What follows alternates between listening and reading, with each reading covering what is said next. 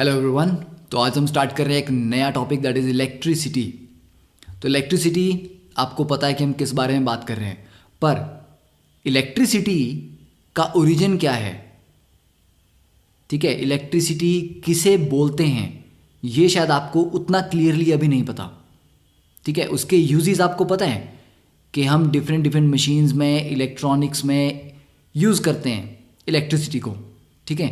पर इलेक्ट्रिसिटी है क्या, कैसे जनरेट होती है, कैसे हम इसको रेगुलेट कर सकते हैं, कंट्रोल कर सकते हैं, ये सारी चीज़ें हम इस चैप्टर में समझने की ट्राई करेंगे। और कुछ जनरली क्वेश्चन होते हैं बच्चों के माइंड में, सभी के माइंड में क्वेश्चन हो सकते हैं।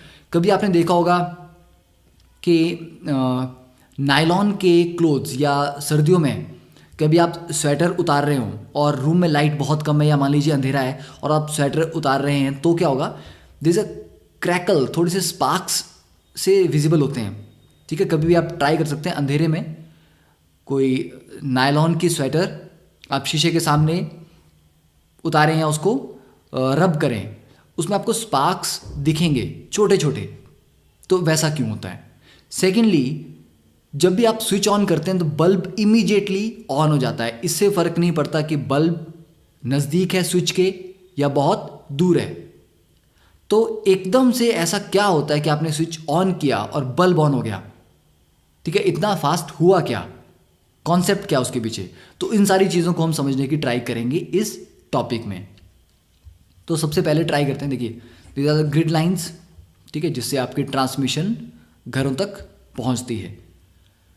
अब अगर बहुत पहले की बात करें तो अराउंड, नॉट बहुत पहले भी नहीं हुआ, करीब 200 साल पहले लोगों को लगता था कि इलेक्ट्रिसिटी और मैग्नेटिज्म दो अलग अलग टॉपिक्स हैं या ब्रांचेस हैं।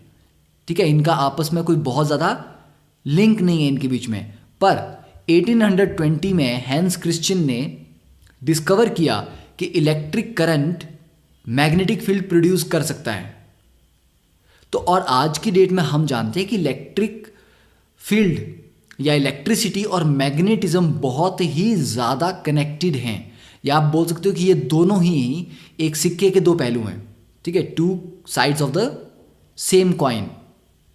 तो जहां पर भी इलेक्ट्रिकल फिनोमेना हो रहे हैं, कहीं ना कहीं मैग्नेटिज्म भी उसमें किसी ना किसी तरह से इन्वॉल्व होगा, कहीं ना कहीं यूज हो रहा होगा। और जहां मैग्नेटिज्म यूज हो रहा है वहां पर कुछ इलेक्ट्रिकल एक्टिविटीज या फिनोमेना भी एग्जिस्ट करते हैं। ठीक है, तो अब ये दोनों इलेक्ट्रिसिटी और मैग्नेटिज्म दो अलग ब्रांचेस नहीं हैं, दे बोथ बिलोंग टुगेदर। अब ये आप जो इमेज यहां पर देख रहे हैं, इस इमेज को कहते हैं ऑरोरा। ठीक है, क्या कहते हैं? ऑरोरा। ये आपको कहां मिलती है? इस तरह की आसमान में ग्रीन लाइट्स होती हैं या रेडिश लाइट्स होती हैं, पिंक लाइट्स होती हैं, ये आपको मिलती है नॉर्थ पोल के पास या साउथ पोल के पास। तो इस तरह के लाइट के पैटर्न्स को कहते हैं ऑरोरा।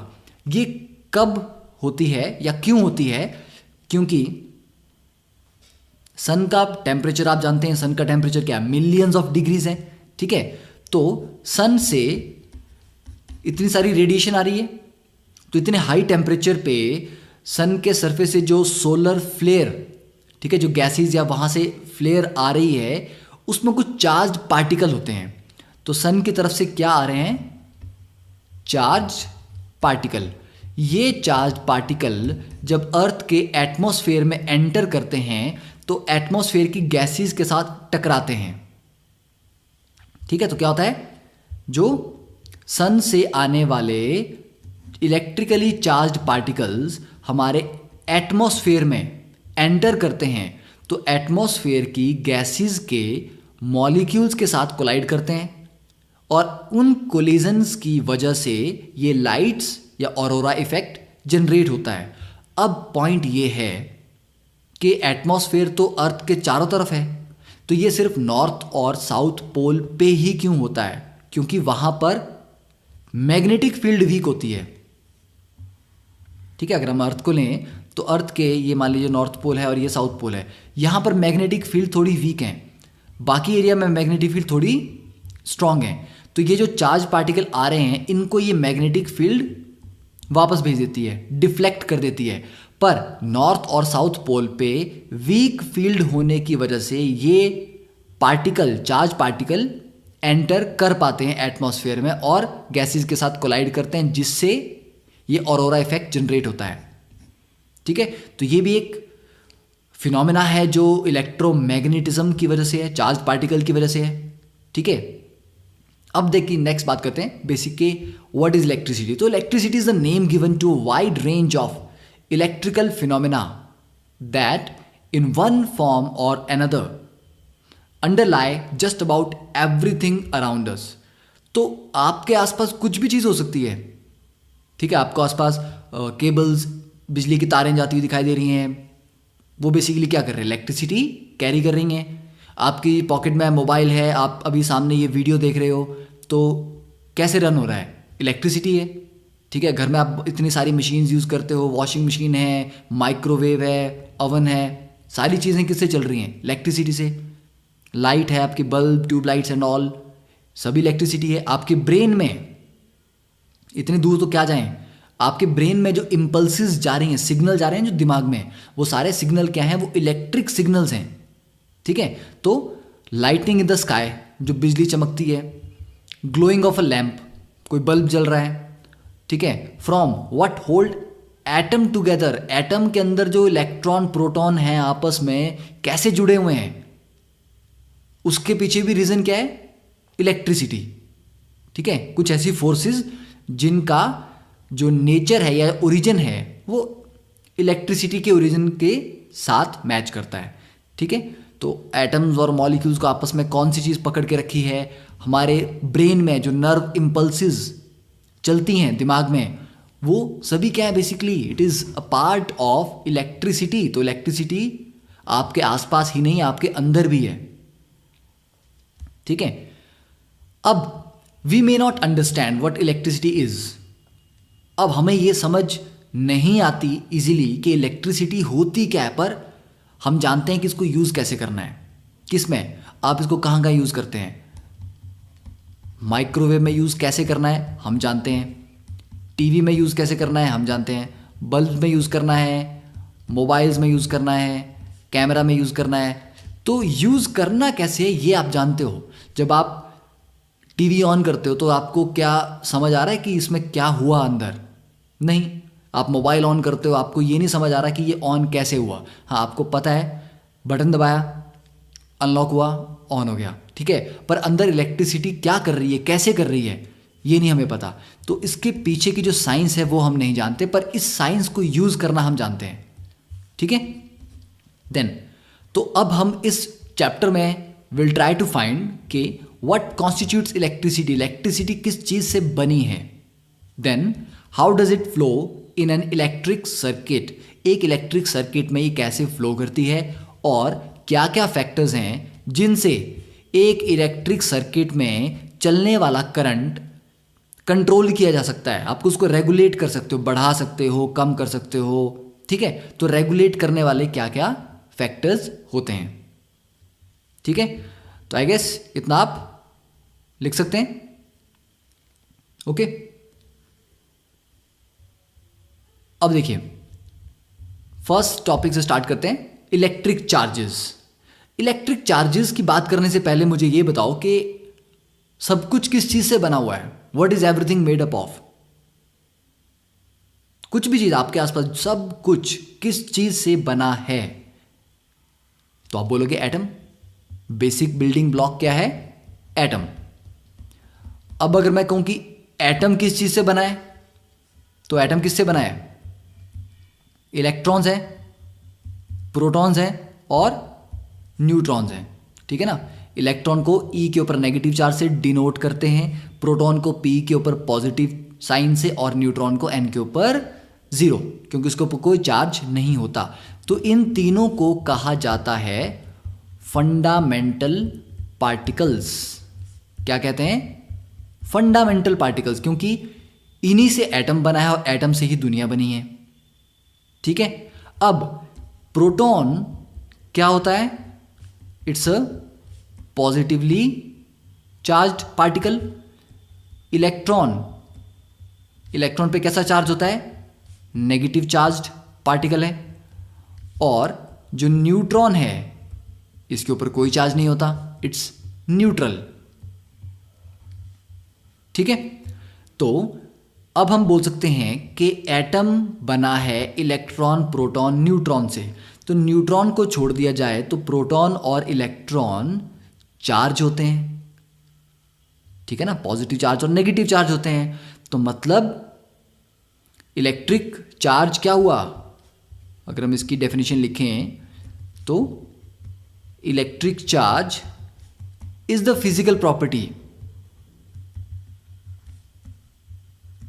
ठीक है, एक ऐसी प्रॉपर्टी है मैटर की, मैटर में होता है, मतलब हर चीज में एटम होगा और हर एटम में इलेक्ट्रॉन और प्रोटॉन होंगे, तो मतलब मैटर में चार्ज होता है।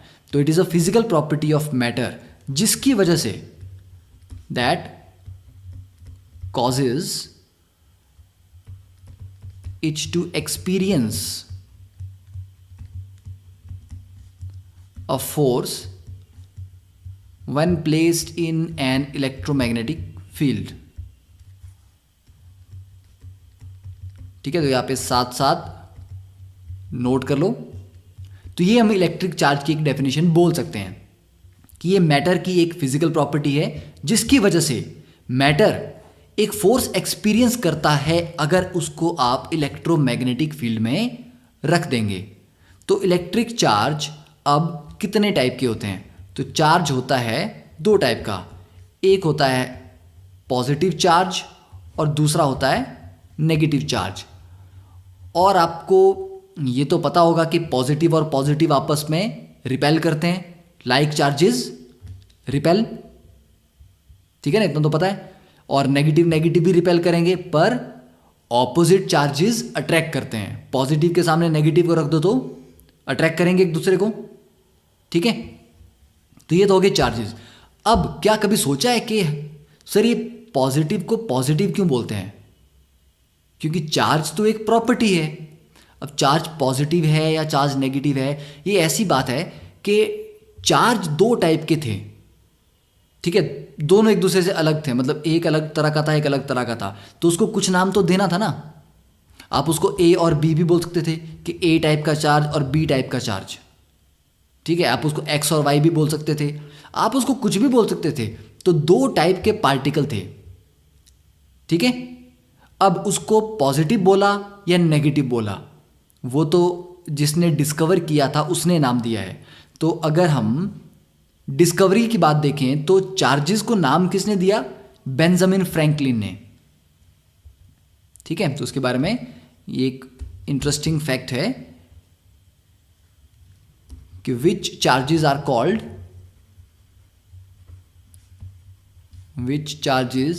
Called positive and which are called negative is a result of a choice made by Benjamin Franklin।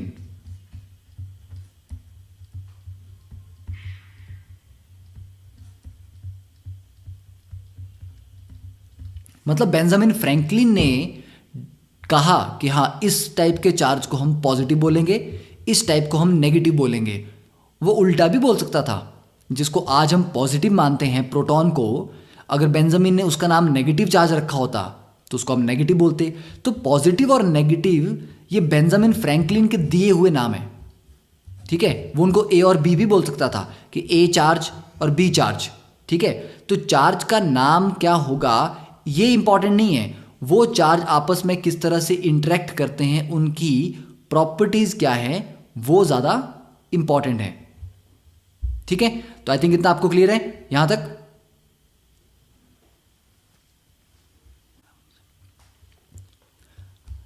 अब देखिए, अब इस नेक्स्ट फिगर में देखें तो अगर मैं आपसे पूछूं कि हमें एटम्स के बारे में और क्या क्या पता है, तो एटम्स के बारे में आप कहेंगे कि पहली चीज़ न्यूक्लियस होता है सेंटर पे।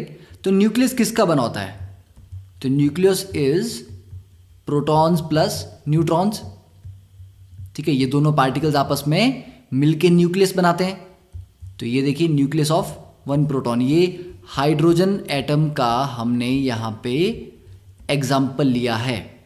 तो हाइड्रोजन में न्यूट्रॉन तो होता ही नहीं है, एक प्रोटॉन होता है और एक इलेक्ट्रॉन होता है।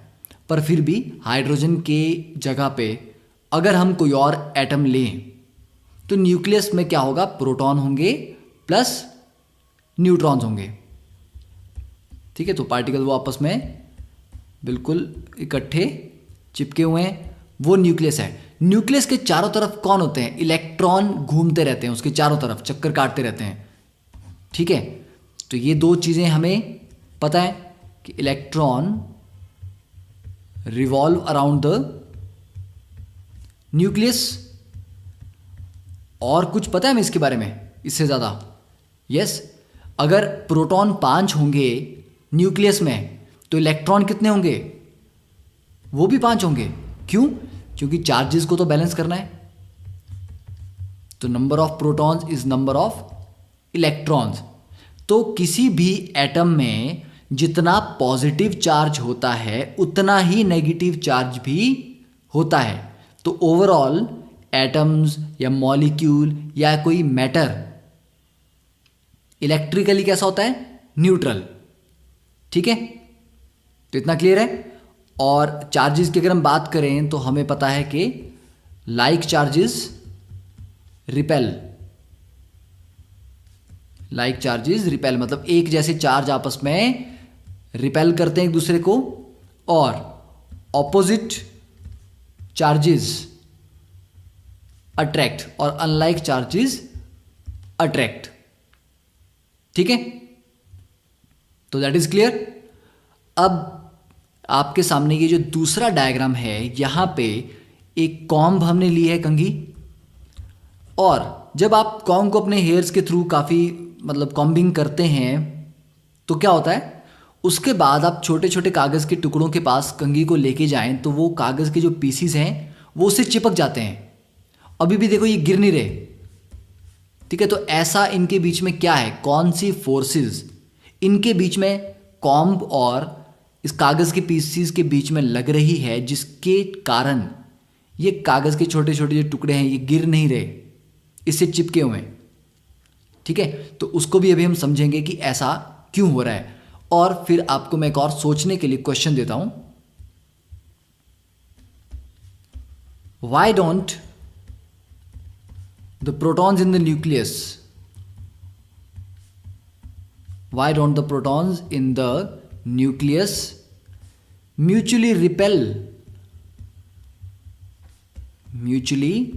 repel and fly apart? What holds the nucleus together? अभी हमने कहा कि like charges repel। ठीक है, अब मुझे ये बताओ कि अगर like charges repel करते हैं और न्यूक्लियस में प्रोटॉन और न्यूट्रॉन है, न्यूट्रॉन पे तो कोई चार्ज नहीं है, प्रोटॉन पे तो सब पे पॉजिटिव है, तो वो पॉजिटिव पॉजिटिव आपस में रिपेल करने चाहिए। तो वो रिपेल करके दूर दूर क्यों नहीं चले जाते? न्यूक्लियस को कौन सी फोर्स आपस में पकड़ के रखती है, मतलब प्रोटॉन्स और न्यूट्रॉन्स को आपस में कौन सी फोर्स है जो इकट्ठा रखती है? रिपल्शन के बावजूद भी प्रोटॉन एक दूसरे से दूर नहीं जाते। ये आपको क्वेश्चन का आंसर सोचना है, ढूंढना है, और नेक्स्ट सेशन में हम इसको डिस्कस भी करेंगे। ओके, अब देखिए, अब नेक्स्ट बात करें तो मटेरियल ऑब्जेक्ट्स। अभी हमने पढ़ा कि एटम्स के बने हैं और एटम्स इलेक्ट्रॉन प्रोटॉन न्यूट्रॉन के बने हैं। ठीक है, और ऑब्जेक्ट्स में इक्वल नंबर ऑफ इलेक्ट्रॉन्स और प्रोटॉन्स होते हैं, तो इसलिए वो सारे के सारे इलेक्ट्रिकली न्यूट्रल होते हैं। तो हम बोल सकते हैं कि ऑब्जेक्ट्स, आप इसको लिख लीजिए, ordinarily have equal number of protons and electrons and are therefore equal number of electron और proton होंगे तो क्या होगा, therefore electrically न्यूट्रल रहेंगे। ठीक है, पर अगर थोड़ा सा भी इम्बैलेंस हो जाए, जैसे मान लीजिए उसके पास 10 प्रोटॉन थे तो 10 इलेक्ट्रॉन भी थे, तो ये मामला न्यूट्रल था। अब अगर थोड़ा सा भी इधर उधर ट्रांसफ़र हो जाए कि जो इलेक्ट्रॉन, क्योंकि अभी हमने डायग्राम में देखा कि न्यूक्लियस तो बिल्कुल बीच में होता है, इलेक्ट्रॉन चारों तरफ घूमते रहते हैं, तो किसी ऐसी फोर्स की वजह से अगर ये इलेक्ट्रॉन बाहर चला जाए, मान लीजिए टोटल 10 इलेक्ट्रॉन थे और किसी कोई बाहर से अट्रैक्टिव फोर्स या कुछ ऐसी लगी कि 10 में से एक इलेक्ट्रॉन निकल गया, बाहर चला गया, तो क्या होगा? तब 10 प्रोटॉन तो रह जाएंगे न्यूक्लियस में, पर बाहर उसके इलेक्ट्रॉन रहेंगे 9।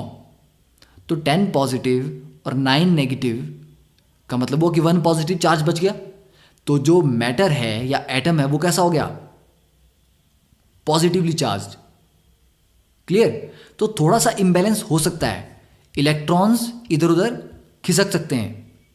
ठीक है, तो जैसे ही थोड़ा सा इम्बैलेंस होता है उससे वो मैटर चार्ज हो जाता है। ठीक है, तो अगर मैं आपको कहूं कि अब आपके पास 10 प्रोटॉन हैं और सिर्फ 9 इलेक्ट्रॉन हैं, तो ये क्या हो जाएगा? पॉजिटिवली चार्ज हो जाएगा ना सिस्टम, क्योंकि नेगेटिव कम हो गए। ठीक है, और अगर आपके पास 10 प्रोटॉन रहे और 11 इलेक्ट्रॉन हो गए, मतलब उसने एक एक्स्ट्रा गेन कर लिया आसपास से, तो अब ये नेगेटिवली चार्ज हो गया। ठीक है, इतना लिख सकते हैं हम। अब हम ये जानते हैं, if there is a slight imbalance, if there is a slight imbalance in the numbers, ठीक है, कि जो 10 होने चाहिए थे वो 11 हो गए या 9 हो गए, कुछ भी है इम्बैलेंस, ऐसा नहीं कि एक ही गेन करता है या 2 ही गेन करते हैं, भाई कितने भी गेन कर सकते हैं। बात यह है कि जब वो बराबर नहीं रहे प्रोटॉन और इलेक्ट्रॉन, तो कुछ ना कुछ चार्ज तो आएगा। तो if there is a slight imbalance in the numbers of protons and electrons, the object is electrically charged। ठीक है, ऑब्जेक्ट आपका इलेक्ट्रिकली चार्ज हो गया। अब ये होता कैसे? आप बोलोगे सर प्रोटॉन क्यों नहीं ऐड होते या प्रोटॉन क्यों कम नहीं हो रहे? ये तीनों केस में आपने 10 ही क्यों लिखे हैं? भाई प्रोटॉन बिल्कुल सेंटर पे होते हैं, प्रोटॉन को बाहर निकालने का सवाल ही नहीं है। इलेक्ट्रॉन है जो सबसे बाहर घूम रहे हैं, उनको पकड़ के ले जाने का इजी है, उनको बाहर निकाल लेना इजी है, या एक्स्ट्रा इलेक्ट्रॉन गेन कर लेना भी पॉसिबल है। प्रोटॉन कभी नहीं निकलता।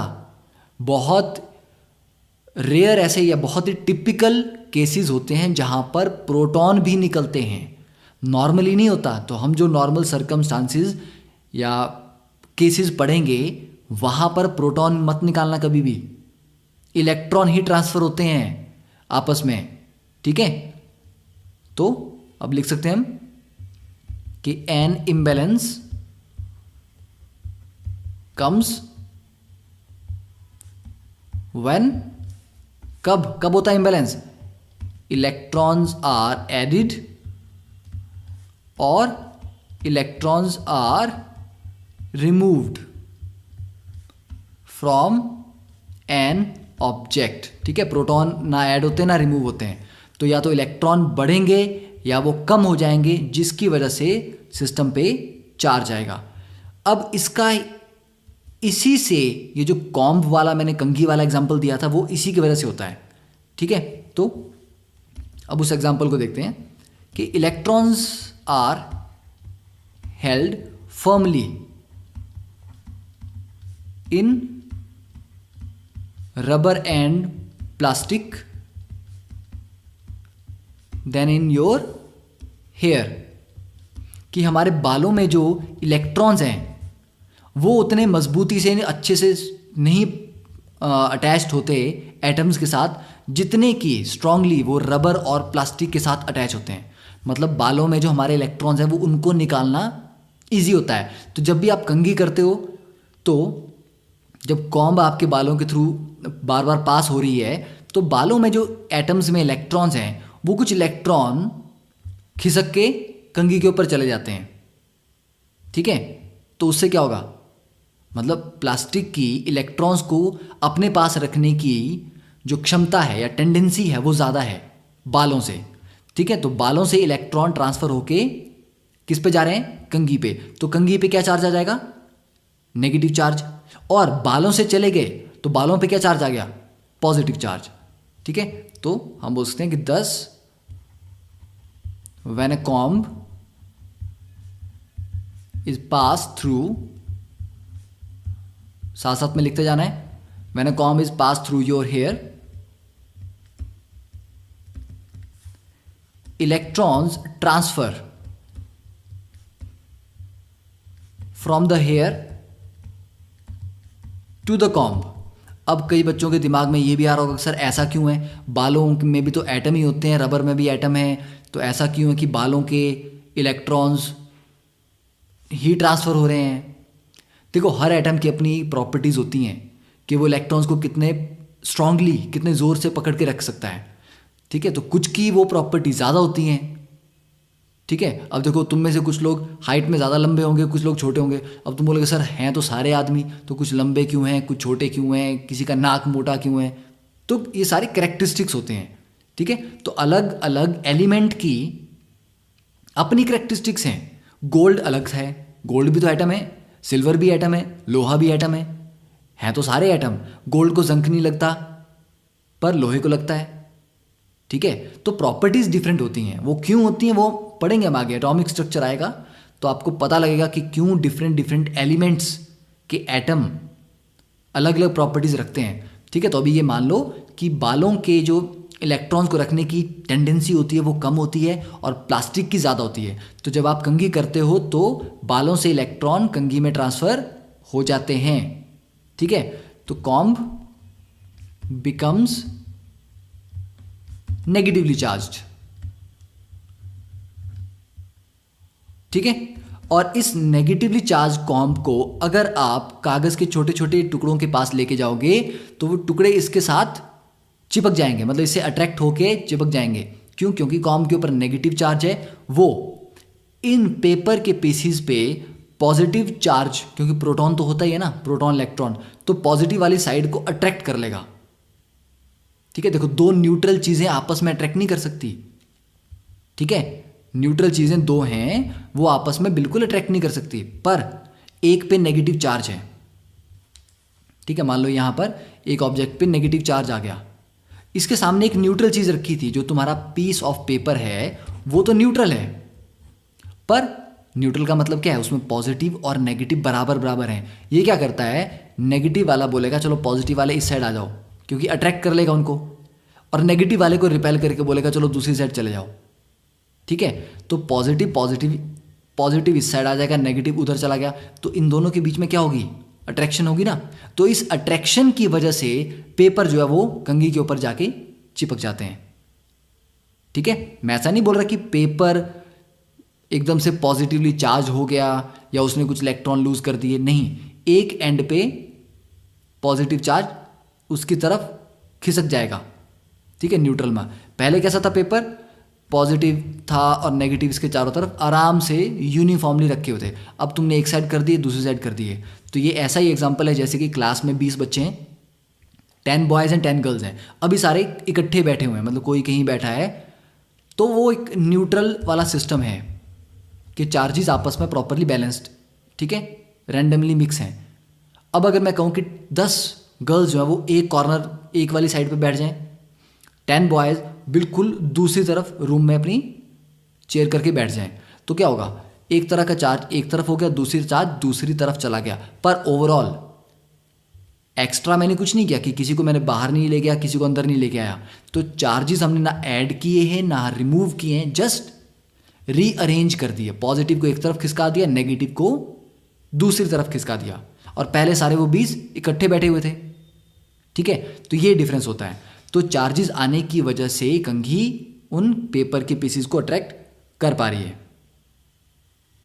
तो यहां से हमें एक नई बात यह पता चली कि when we charge something, when we charge something, no electrons are created. आप इलेक्ट्रॉन्स को क्रिएट या डिस्ट्रॉय नहीं कर सकते, ठीक है। जितना चार्ज है यूनिवर्स में उतना ही है, तो हम इलेक्ट्रॉन्स को ना बना सकते हैं ना मिटा सकते हैं, ठीक है। तो they are not created nor destroyed. Electrons are simply क्या होते हैं, ट्रांसफर हो जाते हैं,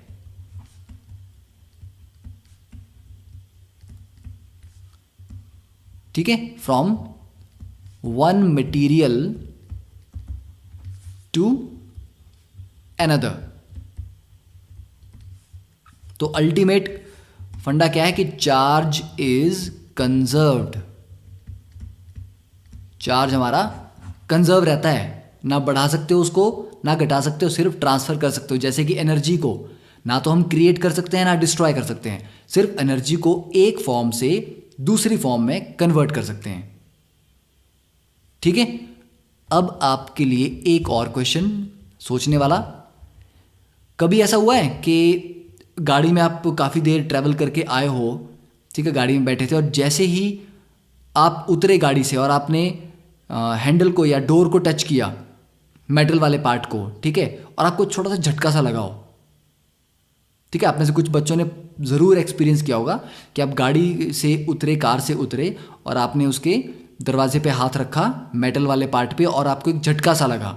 ऐसा क्यों होता है, ठीक है। तो क्वेश्चन क्या है, why do we sometimes get shock when getting out of car, ठीक है। तो ये भी आपको इसका आंसर ढूंढ के लाना है, ठीक है। So that is all for this lecture. अब नेक्स्ट में हम स्टार्ट करेंगे with the electric current and circuit. तो चाहे हम शुरुआत में थोड़ा स्लो चल रहे हों, ठीक है, हमारा टारगेट यहाँ पर सिलेबस कंप्लीशन नहीं है। टारगेट ये है कि हमें इस कॉन्सेप्ट के आसपास की सारी चीज़ें पता होनी चाहिए। सिर्फ जितना बुक्स में लिखा है वही पता होना ज़रूरी नहीं है, उसकी डे टू डे एप्लीकेशन क्या है, उसके और डिटेल्ड एक्सप्लेनेशंस क्या क्या हो सकती हैं, हम सभी चीज़ों को समझने की ट्राई करेंगे ताकि जब हम आगे के एडवांस क्लासेस में जाएंगे तो हमारा कॉन्सेप्ट बहुत अच्छे से क्लियर होगा, ठीक है। हमने सिर्फ बुक्स की डेफिनेशंस और क्वेश्चन नहीं रटे होंगे, हमें कॉन्सेप्ट की अंडरस्टैंडिंग करनी है। तो शुरुआत में आपको थोड़ा स्लो रहेगा, पर जैसे जैसे आपके फंडे क्लियर होते जाएंगे फिर आप प्रॉब्लम बहुत जल्दी सॉल्व कर पाओगे, जो कि बाकी बच्चे वहाँ पर फिर भी अटक रहे होंगे, ठीक है।